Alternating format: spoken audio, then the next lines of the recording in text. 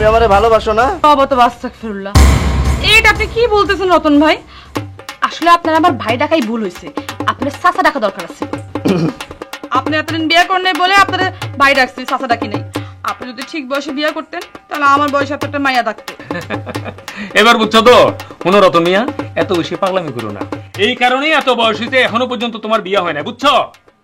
আরেকটা কথা, সুন্দরীর বিয়ের ব্যবস্থা আমরা করে ফেলেছি। তুমি বিয়ে করতেছো নাকি? ওই কি, আরে ওরা আমার বোনের মতো। ওর পাত্রকে জানো? পাত্র হলো যে আমাদের গ্রামের লজিং মাস্টার সাতার বাড়িতে থাকে, রশিদ। রশিদের সাথে ওর বিয়ে ঠিক করছি। রশিদ? রশিদ তো ভালো ছেলে, আমার কোনো আপত্তি নেই। আলহামদুলিল্লাহ। চাচি, আপনি কোনো চিন্তা করবেন না, রশিদের সাথে তাহলে বিয়া হোক, আমি এই বিয়ার দায় দায়িত্ব নিলাম। আলহামদুলিল্লাহ, এতদিন পর আঙ্গুর রতন মেয়ের একটা সুমতি হয়েছে। যাক, এই রশিদ মেয়েটা ধরতে হবে, ভোরবেলা আসে আবার গ্রাম ছাড়বো।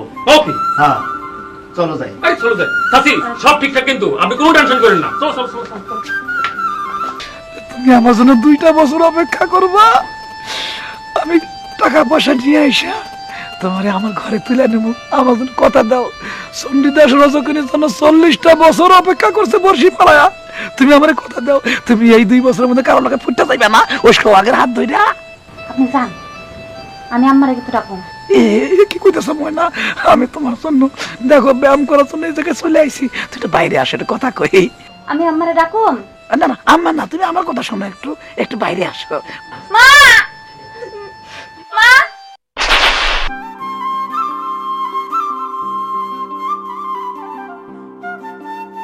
এই লজিং, এই মাস্টার, এই এই লজিং, এদিকে আসো, এদিকে আসো।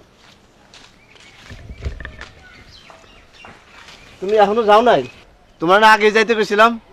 ভাইয়া, রাতে বই পড়তে পড়তে কখন ঘুমিয়ে গেছি নিজেও বুঝতে পারিনি।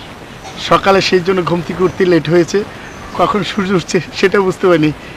ভাইয়া, আমি তো এখন চলে যাচ্ছি। চলে যাইতেছো না? তুমি যাইতে চাইলে তো হবে না, তোমার তো আমরা যাইতে দিব না।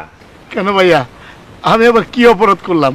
কি করছো ভাই? তুমি কি করছো? তোমার অপরাধের কোনো ক্ষমা নাই। তুমি আমাদের গ্রামে থাকবে আর আমাদের কথা শুনবা না, তা তো হইতে পারে না।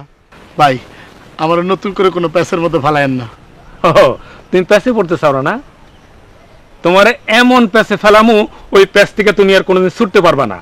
অবশ্য প্রতিটা মানুষের এরকম প্যাসে পড়তে হয়। ভাইয়া, আমার অপরাধটা কি সেটাই তো বুঝতে পারলাম না। তোমার কি অপরাধ এখনই বুঝতে পারবা।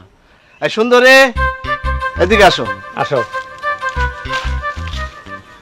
এই সুন্দরীর সাথে আজকে তোমার বিয়া। শোনো মাস্টার, চাচির সাথে কথা হয়েছে, বুঝছো? চাচি তোমার খুব পছন্দ করে, সুন্দরীও তোমার পছন্দ করে, এটা বুঝছি। কিন্তু তোমার তো মিয়া সাহস না মিয়া। হ্যাঁ, গ্রামের মধ্যে কি শুনলাম? কি শুনছো? মাস্টার খুব ভালো বলা, আমার সাবজেক্টও ভালো আছে, কমার্স সাবজেক্ট তো খুব ভালো করেছেন। বিয়ার সিদ্ধান্ত দিয়া, হ্যাঁ, সুন্দর লোকের বিয়া দিয়ে দেন। হ্যাঁ, আচ্ছা ইয়া করিম ভাই, আমার তো মনে হয় খবর শুনছেন নাকি? আমার তো বিদেশ যাওয়ার হইলো না, আমি তো মেডিকেল সেট আপে একেবারে আনফিট হয়ে গেছি। আনফিট হয়েছো? যা, এটা নিয়ে যা। ধর। এই মিয়া, তুমি আমার ছেলেকে আমি থাকো, যা। দেখো পারে মাফ করে দেন ভাই। তুই যা, আমরা আসতেছি। দাও ভাই, দাও। রতন ভাই, চলো। আসসালামু আলাইকুম। কি তারা যেটা বলছে সেটাতে রাজি আছেন তো? কিসে? হ্যাঁ? এত ভয় পাও কেন? হ্যাঁ, এখন থেকে তোমার আর ভয় পাইতে হবে না, আমি তোমার সাথেই থাকবো।